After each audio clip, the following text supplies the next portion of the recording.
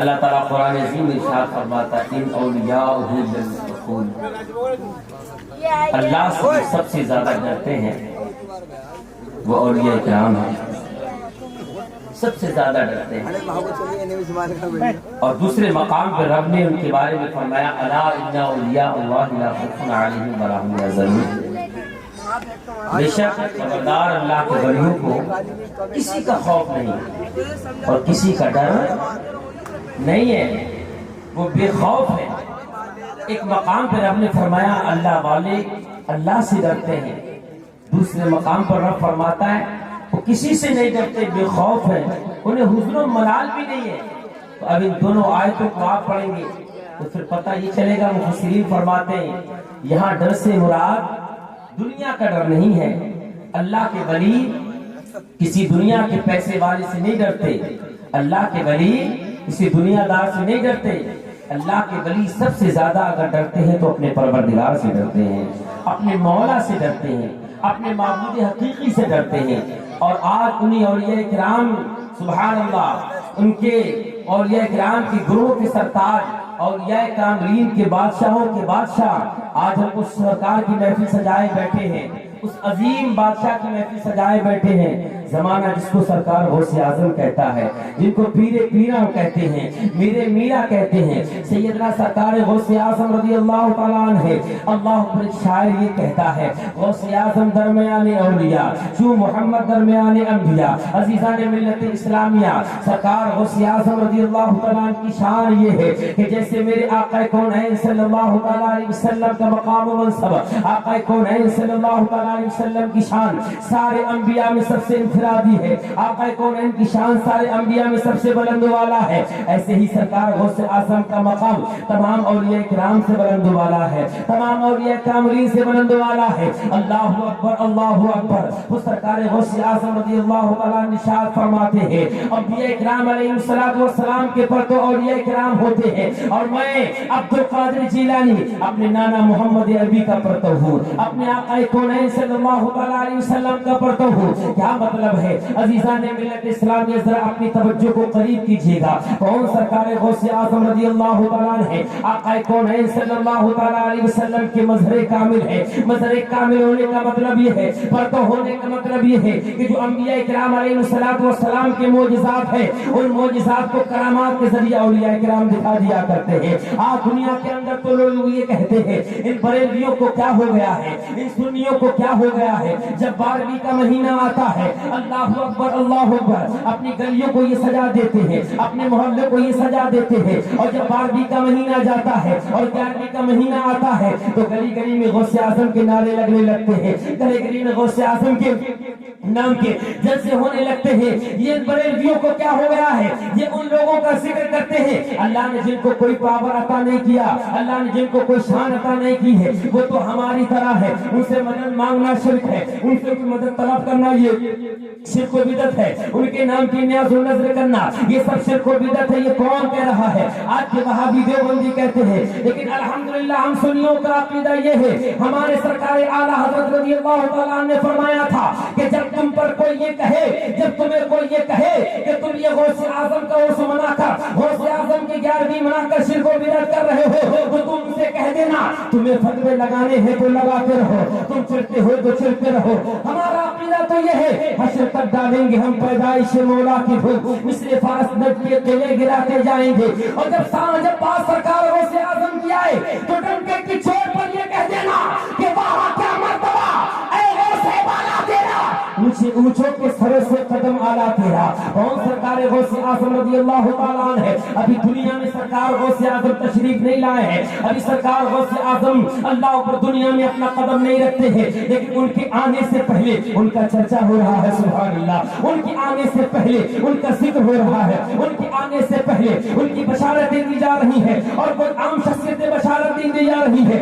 اپنے وقت کے شیخ کامل بشارت دے رہے ہیں، اپنے وقت کے صوفیہ بشارت دے رہے ہیں۔ کون نہیں جانتا ہے سید الطائفہ حضرت جنید بغدادی رضی اللہ تعالیٰ عنہ، ایک عظیم شخصیت کا نام ہے، ایک عظیم بزرگ کا نام ہے، ایک عظیم شیخ کا نام ہے، وہ سرکار حضرت حضرت جنید بغدادی رضی اللہ تعالیٰ عنہ میں ملت اسلامیہ بات آئی ہے تو میں عرض کرتا ہوا چلتا ہوں سرکار حضرت جنید بغدادی رضی اللہ تعالیٰ کی شان یہ ہے ہم نماز پڑھتے ہیں آپ بھی نماز پڑھتے ہیں مصلی زمین پر بچھاتے ہیں تخت پر بچھا کے مصلی اللہ پر ہم نماز پڑھتے ہیں لیکن جنید بغدادی کی شان یہ ہے پانی بھی مصلی کو بچھا کے نماز ادا کر لیا کرتے ہیں اگر ہمیں کسی دریا کو پار کرنا ہے تو کشتی کی ضرورت پڑتی ہے لیکن سیدنا جنید بغدادی کو اللہ نے وہ مقام عطا فرمایا کہ آپ کسی کا ہاتھ پکڑ کر اپنے مسلح پہ سوار کر کے اس کو دریا پار کرا دیا کرتے تھے یہ سرکار جنید بغدادی کی شان ہے یہ سرکار جنید بغدادی کا عالم ہے وہی سرکار جنید بغدادی رضی اللہ تعالیٰ عنہ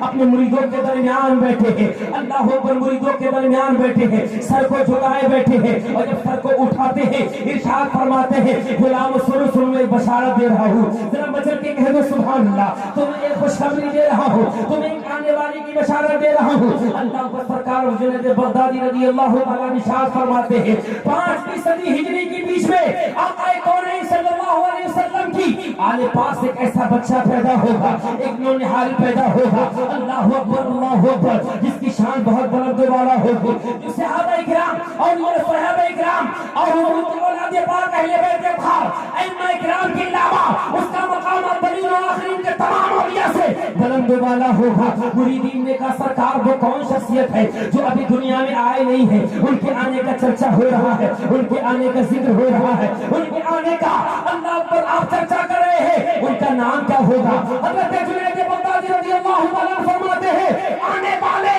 شخص کا نام آنے والی شخصیت کا نام کو یاد نہیں ہے بلکہ زمانہ انہیں پیران پیر کہے گا زمانہ انہیں روشن ضمیر کہے گا اللہ پر وہ بغداد کے بادشاہ ہے اور بغداد معاملہ منبر نور پہ کھڑے ہو کر کہیں گے قدمی ہی اللہ لگوت کل ولی اللہ میرا یہ قدم تمام اولیاء کی قدموں پر ہے یہ خبر کون دے رہا ہے حضرت جنید بغدادی دے رہے ہیں سبحان اللہ آگے بڑھو اللہ اکبر ایک اور شخصیت کا ذکر کرتا ہوں حضرت امام حسن عسکری رضی اللہ تعالیٰ عنہ علامہ بیٹھے ہیں آپ کو بتائیں گے حضرت علامہ حسن عسکری رضی اللہ تعالیٰ عنہ اپنے وقت کے جلیل القدر اللہ پر شیخ کامل ہے ولی کامل ہے آپ کا وصال کا جب وقت قریب آتا ہے اپنے خلیفہ حضرت معروف کرخی رضی اللہ تعالیٰ عنہ کو بلاتے ہیں اور بلانے کے بعد ارشاد فرماتے ہیں بیٹا میں دنیا سے جا رہا ہوں میں دنیا سے رحلت کر رہا ہوں لیکن یہ میرا جوبہ جو تم دیکھ رہے ہو اس پر تمہارا حق نہیں ہے تو حضرت معروف کرخی نے کہا سرکار پھر کس کا حق ہے تو آپ نے ارشاد فرمایا یہ بغداد کے غوث اعظم کا حق حضرت آپ نے کہہ دو سبحان اللہ بغداد کے غوث اعظم کا حق ہے وہ 5ویں صدی ہجری کے بیچ میں پیدا ہوں گے حضرت معروف کرخی عرض کرتے ہیں سرکار ان سے ملا کیسے جائے گا سرکار ان سے ملاقات کیسے ہوگی سرکار ان سے کیسے رابطہ کیا جائے گا سرکار ان سے کیسے جایا جائے گا ان تک تو آپ نے فرمایا ابھی وہ دنیا میں آئی نہیں ہے سمجھو مسلمانوں سرکار غوث اعظم کا مقام تو یہ ہے ابھی دنیا میں آئے نہیں آنے کا چرچا ہو رہا ہے یہ مظہر انبیاء کا مقصد سمجھ میں آیا جب میرے آقا دنیا میں تشریف نہیں لائے تھے حضرت آدم بشارت دے رہے ہیں حضرت عیسیٰ بشارت دے رہے ہیں 12 انبیاء بشارت دے رہے ہیں اور یہ مقام اللہ نے نبی کے صدقے سرکار غوث اعظم کو عطا فرمایا کہ ان کے آنے سے پہلے بھی بشارت دی جا رہی تھی جبھی تو میرا ایمان کہتا ہے یہ لوگوں غوث اعظم کی شان یہ ہے جو ولی قبل ہوئے بعد ہوئے یا ہوں گے سبق رکھتے ہیں دل میں میرے شاہ نعرہ تکبیر نعرہ رسالت مسلک اعلیٰ حضرت حسن غوث اعظم کس وقت پیدا ہوتی ہے سرکار غوث اعظم توجہ تاریخ رکھتا ہوں آپ کے سامنے اللہ و سرکار غوث اعظم 470 ہجری میں پیدا ہوتے ہیں تب پر کہہ دو سبحان اللہ سارا مجمع کہہ دو یا رسول اللہ 470 ہجری میں سرکار غوث اعظم رضی اللہ تعالیٰ عنہ پیدا ہوتے ہیں اب میں آپ کے ذہن کو اپنی تقریب کے قریب کرنا چاہتا ہوں جانتے ہو جس کے وجود سے سرکار غوث اعظم کا وجود ہوا ہے کس کی شکم سے سرکار غوث اعظم دنیا میں تشریف لائے ہیں نام فاطمہ ام الخیر ہے سبحان اللہ سبحان اللہ آج ہمارے یہاں بھی بچے پیدا ہوتے ہیں آج ہمارے یہاں بھی بچوں کا اللہ پر وجود ان کی ولادت ہو رہی ہے اور ان کے گھروں پر بھی وجود ان کی ولادت ہوا کرتی تھی آج ہمارے گھروں کا عالم یہ ہے اگر ماں گانا گانے والی ہے تو پھر بیٹا پیدا ہو کر بھی گانا گاتا ہے اللہ پر اگر ماں ناچنے والی ہے تو پھر بیٹا اور بیٹی بھی ناچنے والی پیدا ہوتی ہے لیکن اولیاء کرام کا عالم یہ تھا ان کی ماں نے اپنی زندگی جو گزاری ہماری ماں کی زندگی کیسی گزر رہی ہے.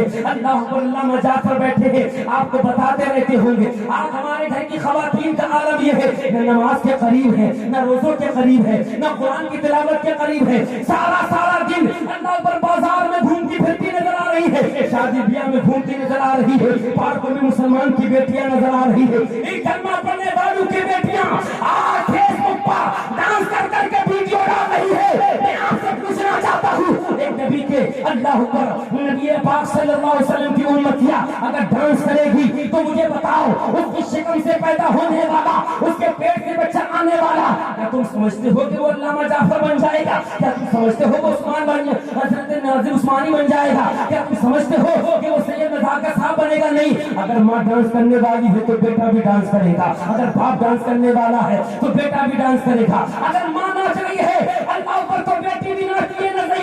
یہ معاشرے کا مشاہدہ اور تجربہ ہے, لیکن یہ بھی تاریخ بتا رہی ہے مسلمانوں کہ جن کی ماں نے اللہ پر زندگی گزاری, قرآن پڑھ کے زندگی گزاری,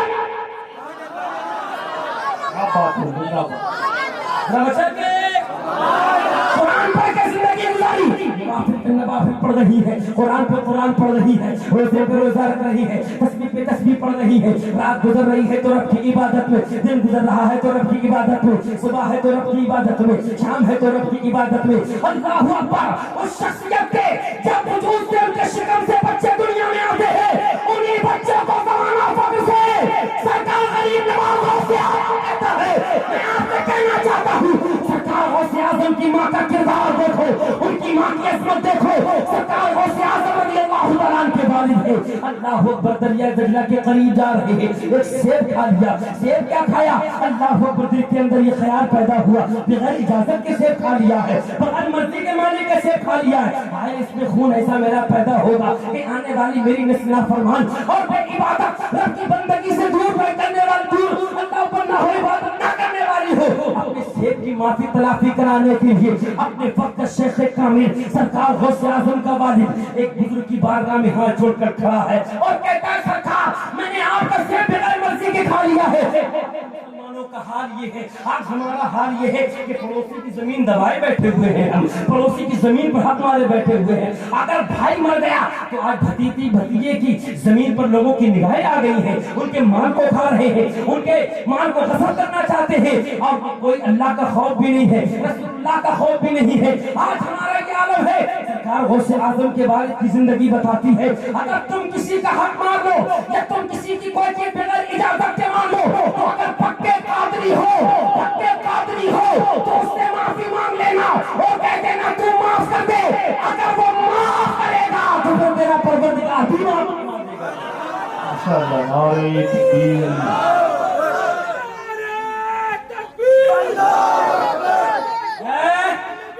یہ مسلمان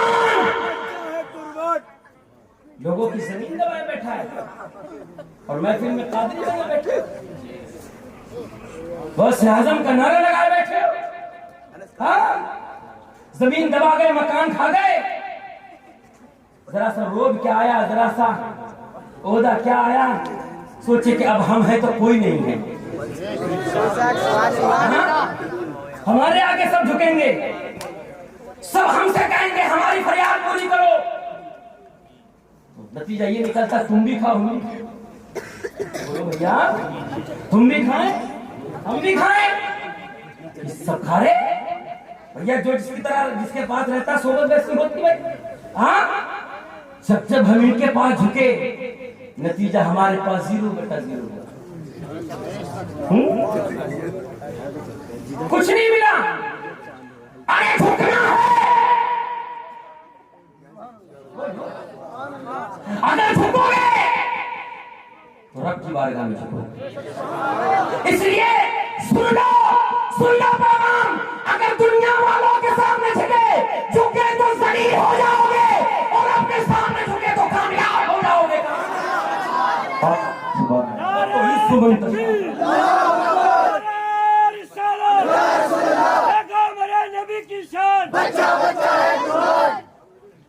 وہ تو عزو منتشا, وہ تو ذلو منتشا. یدی الخير إنك على كل شيء قدير. ان کے پاس عزت نہیں ہے, عزت دینے والا رب ہے. عزت دینے والا رب ہے, ذلت دینے والا رب ہے. مسلمانوں نہ گھبراؤ, اپنا عقیدہ مدینے والے سے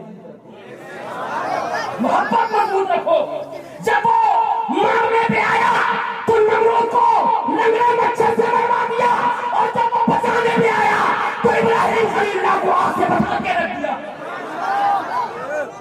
نہ کرو, جب وہ مارنے پہ آتا ہے تو فرعون کی گوتے لگاتا ہے, اور بچانے پہ آتا ہے تو موسیٰ کے لیے دریا میں راستہ پیدا کرتا ہے. جب وہ بچانے پہ آیا تو بدر کے میدان میں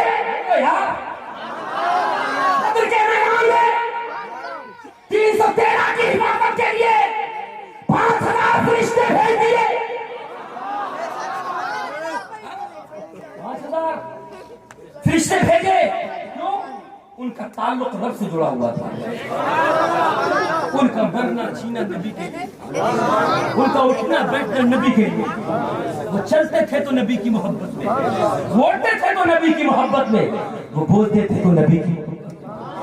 جب بندہ اپنا سب کچھ رب کے لیے قربان کر دیتا ہے تو رب کی طرف سے مدد آتی ہے. بندے تو ہمارا ہو گیا ہے, اب کائنات تیری ہو جائے گی. اب زمانے والے تجھ سے کہیں گے دعا کر, ہمارے لیے دعائیں کر دے, اس لیے کہ تو مستجاب الدعوات ہے.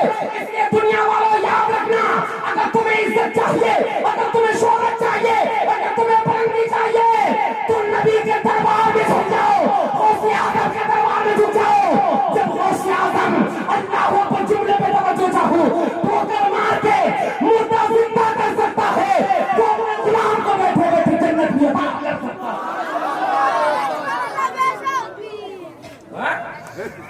لیکن حق تو مت مارو کسی کا. کھائے بیٹھے ہو, غیرت نہیں آ رہی ہے, بڑھتی جا رہی ہے. 3 لاکھ کی 4 لاکھ ہو گئے. بولو مسلمان کا کام یہ ہے, یہ کام مسلمان کا ہے. مسلمان کا کام یہ ہے کہ ناانصافی اپنے کے ساتھ ہو یا غیر کے ساتھ ہو, ناانصافی نہیں ہونی چاہیے. قومیں تولنے میں گڑبڑ کرتی تھی, تباہ ہو برباد ہو گئی. صرف ناپ تول میں گڑبڑ کرتی تھی, ہے نا. ہمارے نبی نے فرمایا ناپ تول میں بھی نہیں گڑبڑ کرنا ہے.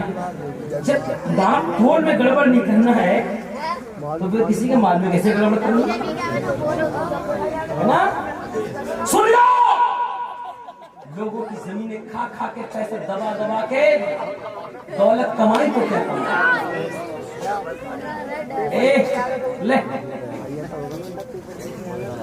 کیوں اچھا نہیں لگ رہا؟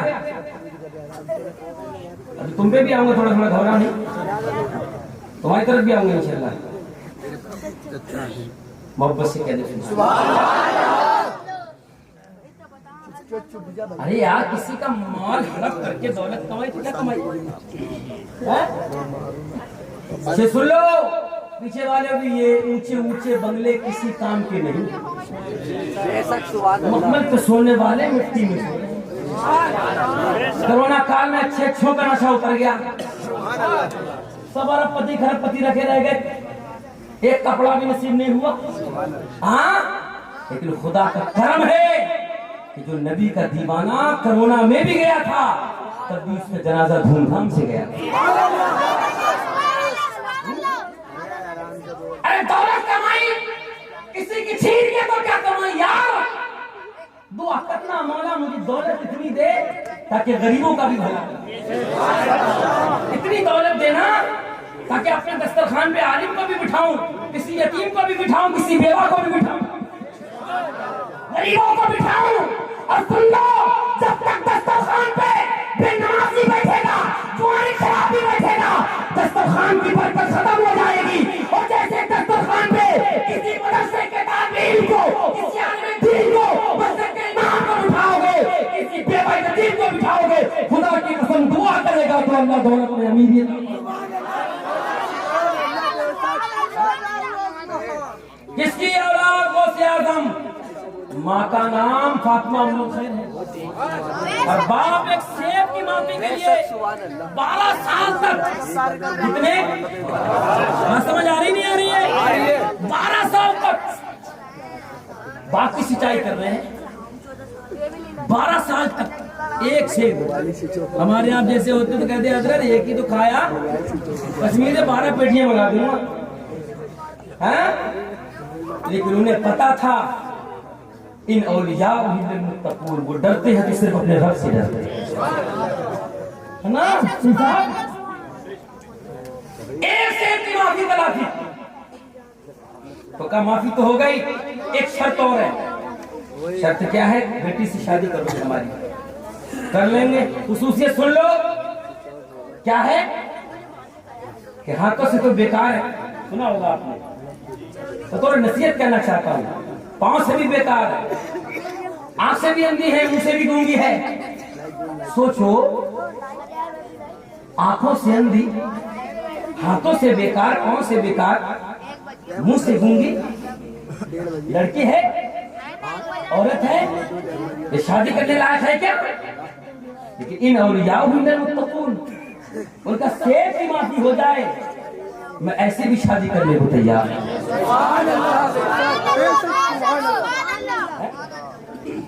ہمارا حال کیا ہے؟ ہمیں دیکھیے، جیسے رشتہ لے کے للہ کے گئے، بس ابا بھول گئے، جیسے 18 یا 20 سال کی عمر میں اللہ نے قدم رکھا تو جو ابا سینہ ایسے اچھا کے چلتا تھا، مولانا جعفر صاحب اٹھا کے چل گیا، کیا ہے رشتہ؟ پھر کیا کرو گے؟ لانڈے کی بارات کریں گے، رشتے کریں، کیا لو گے؟ لوگ کیا تمہیں نہیں پتا کیا چل لیا؟ بولے کیا چل لیا؟ بولے کیا چل لیا؟ بولے وہ چل لیا، ہم دیکھو زیادہ ہوتا تو مانگتے نہیں ہیں، ڈیمانڈ تو ہماری ہے ہی نہیں، وہی چل لیا، بڑی بڑی عام بات ہے۔ جہیز یہ چاہیے، اتنے رنگ کے کھانے چاہیے، ایسا ایسا چاہیے، سوچ رہے نہیں بات ہے کہ نہیں؟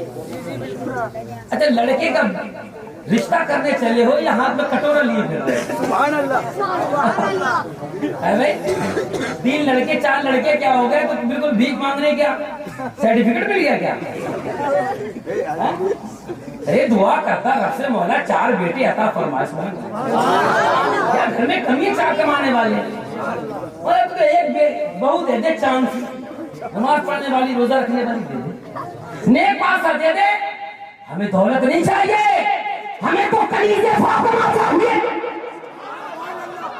ہم کا دولت چاہیے، ہمیں سرمت نہیں چاہیے، جہیز نہیں چاہیے، ایک قرآن پڑھنے والی چاہیے کہ اگر انتقال بھی ہو جائے تو بہت سال گزر کے یہ قرآن پڑھ کے ان کو جنت میں پہنچانے کا کام کر سکتے ہیں۔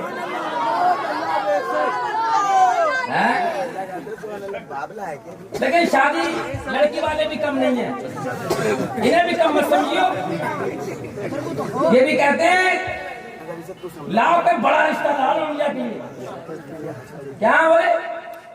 بولا ہے کہ نہیں ایسا؟ ارے بات سمجھ میں آ رہی کہ نہیں آ رہی ہے؟ تو تقریر ختم کر دوں، لاؤ کوئی بڑا رشتہ۔ کتنا بڑا رشتہ چاہیے؟ بڑا چاہیے، جوش والا چاہیے، سمجھ رہے نہیں؟ آج حال کیا ہے مولانا صاحب؟ پیسے والا مل جائے، چند نوازی ہوئے نا، شرابی بھی ہو، پیسہ ہو، رشتہ پسند ہے، جوانی بھی ہو، رشتہ بولو پسند ہے، بس پیسہ ہونا چاہیے۔ سوچ لو اپنی بیٹی کو کہاں دے رہے؟ ان جوانی شرابیوں کو دے رہے؟ جب جوا کھیلنے کے لیے کچھ نہیں ملتا تو بیوی کے گہنے اور زیورات لے جاتے ہیں، بیچ دیتے ہیں۔ شراب پینے والا گھر کے برتن بھی لے کے بیچ کے شراب پی لیتا، سبحان اللہ، کہہ رہے نہیں کہ اب بیٹی کہاں جا رہی ہے؟ زندگی اس کی سوچو، تم تو ذرا سی نام و شہرت میں میرا داماد دیکھو بلٹ سے آ رہے ہیں، میرا داماد دیکھو،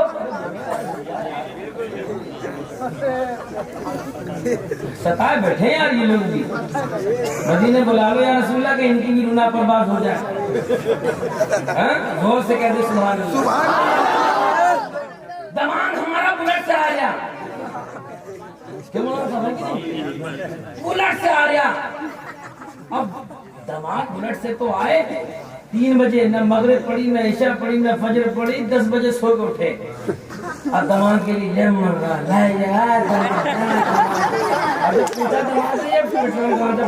سلامی کے پیسے چل رہے ہیں. بولے نماز پڑھنے والا لڑکا ہے, نماز پڑھنے والا. نماز پڑھنے والا تو ہے, کیا ہے؟ بولے بھائی نماز پڑھتا ہے, تہجد بھی پڑھتا, قرآن بھی پڑھتا ہے. بولے یہ ٹھیک ہی ہے, لیکن بتاؤ بڑھیا معاملہ ہو تو بتاؤ. کہ نہیں نماز پڑھنے والا. نماز تو سب پڑھتے ہی ہیں, دولت دولت ہے کہ نہیں. سوچو یار سوچو, اسلام کہتا ہے کہ نماز پڑھنے سے چہرے پہ نور آتا ہے, نور آتا ہے. ہم لوگوں کو دیکھ رہے کہ دیکھ رہے بیوٹی پارلر سے آئے, ہم نہیں آئے. ہم لوگ بیوٹی پارلر والے تھوڑی ہیں, ہم تو نماز اور وضو والے ہیں.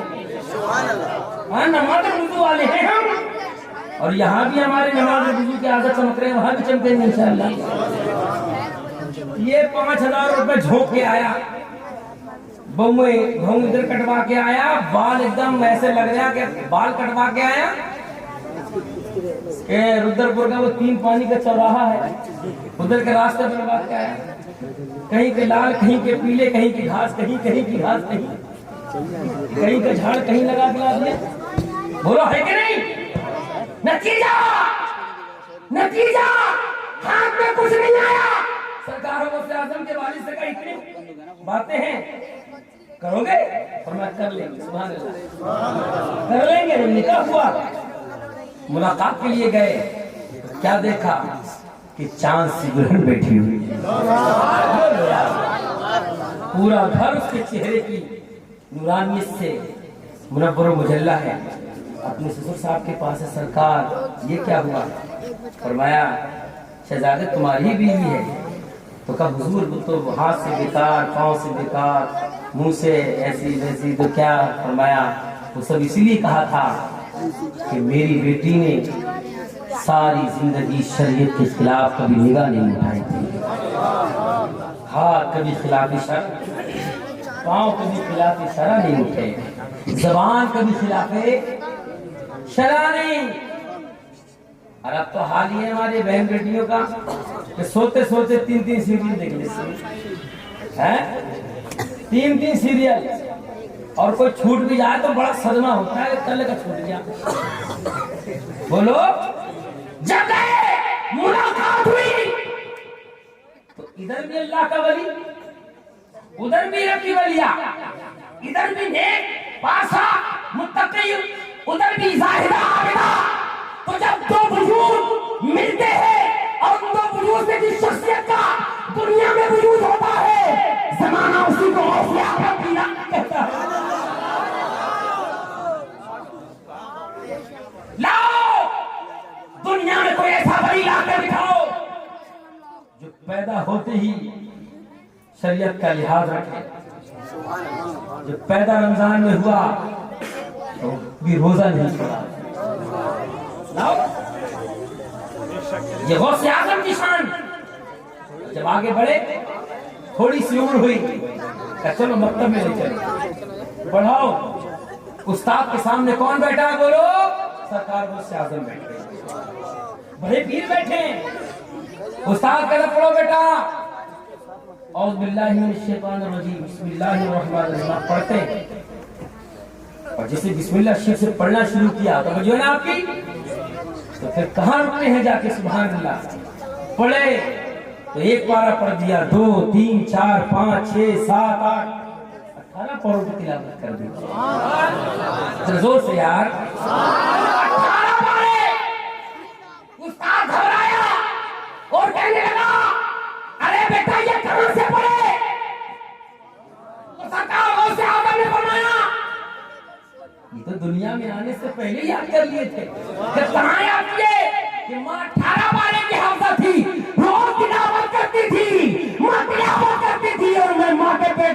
तुम्हारे याद कर जाता